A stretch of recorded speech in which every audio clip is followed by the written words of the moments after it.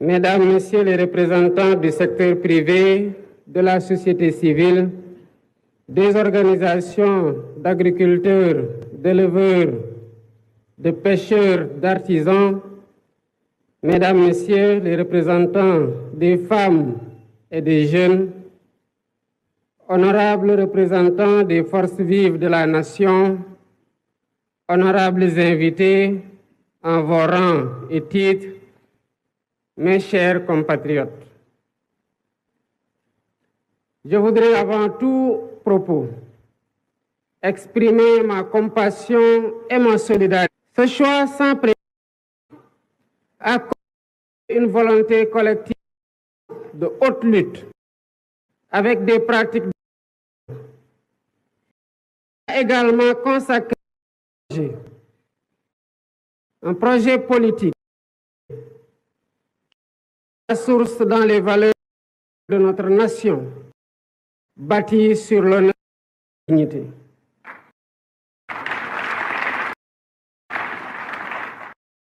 Pour rappel, lors de ma prestation le 2 avril 2004, engagé devant vous à mobiliser les d'ici et de la au projet national orienté vers un.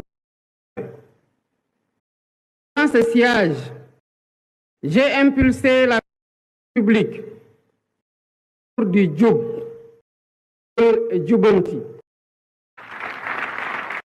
Transcrire dans nos discours de tous les jours la cause et la volonté sacrée des Sénégalais souverains.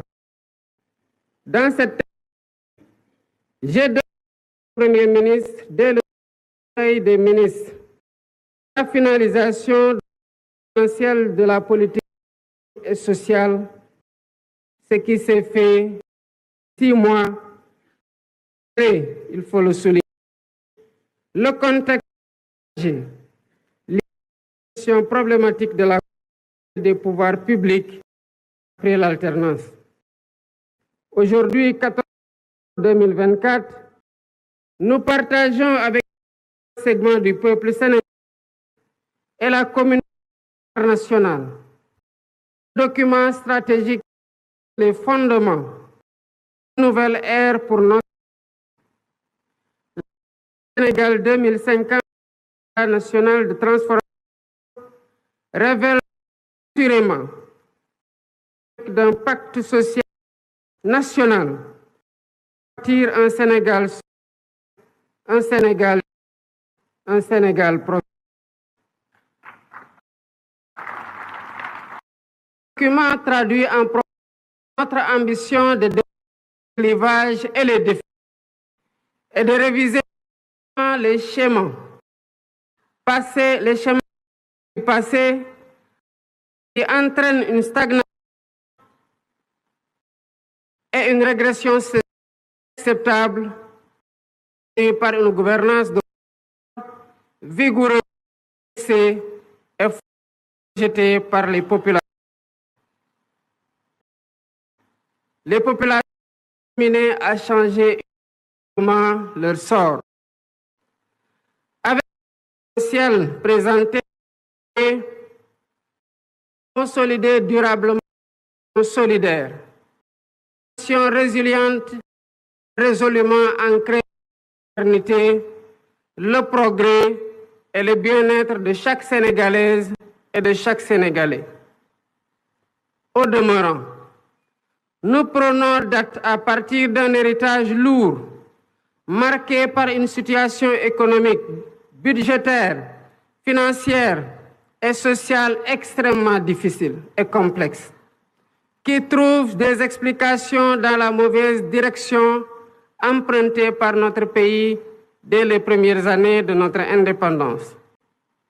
Mesdames et messieurs, notre économie extravertie a été neutralisée par un modèle d'exploitation des matières premières sans valorisation ni transformation locale notable, laissant notre secteur privé national trop faible, une industrie en miniature et nos jeunes talents en quête d'opportunités désespérés, souvent poussés à chercher un avenir ailleurs.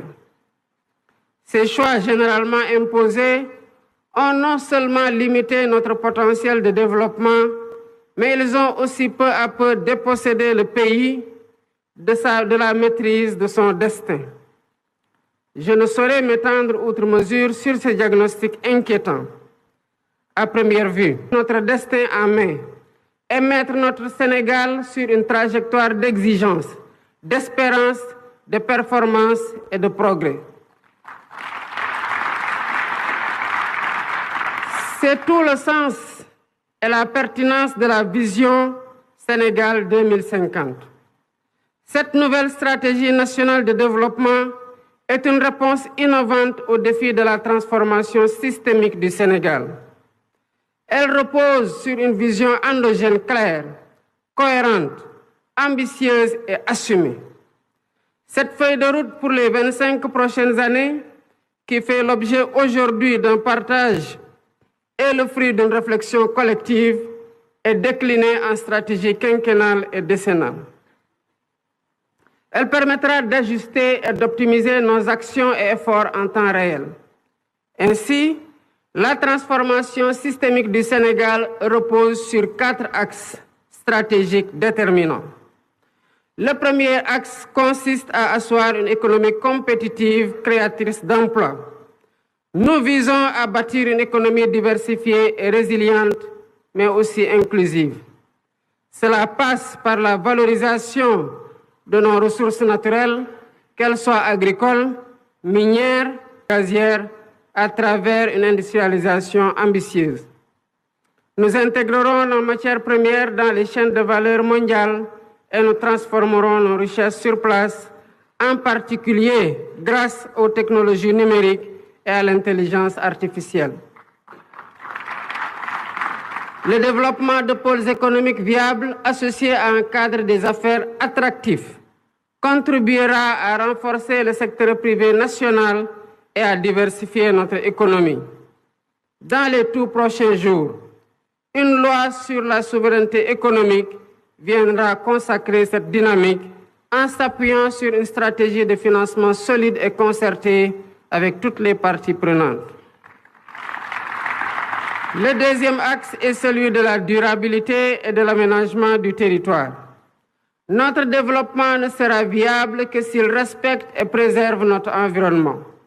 Nous avons le devoir de protéger notre biodiversité et de promouvoir l'économie circulaire pour que le Sénégal devienne un modèle en matière de gestion durable de ses ressources.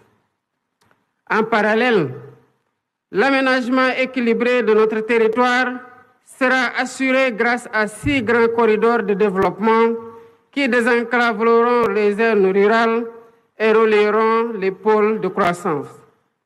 Nous veillerons à offrir à tous un accès équitable aux infrastructures essentielles, en particulier dans les régions les plus reculées.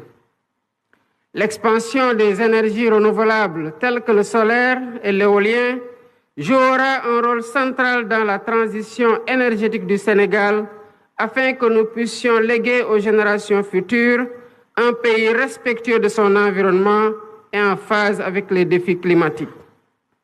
Le troisième axe porte sur le renforcement du capital humain et sur l'équité sociale. L'investissement dans l'éducation, la formation et l'innovation sera au cœur de cette transformation. Nous mettrons en place une politique éducative de qualité pour tous, ainsi que des réformes visant à offrir à chaque Sénégalaise et à chaque Sénégalais des opportunités égales, quel que soit son lieu de résidence. La réforme foncière permettra une répartition des terres, tandis que le système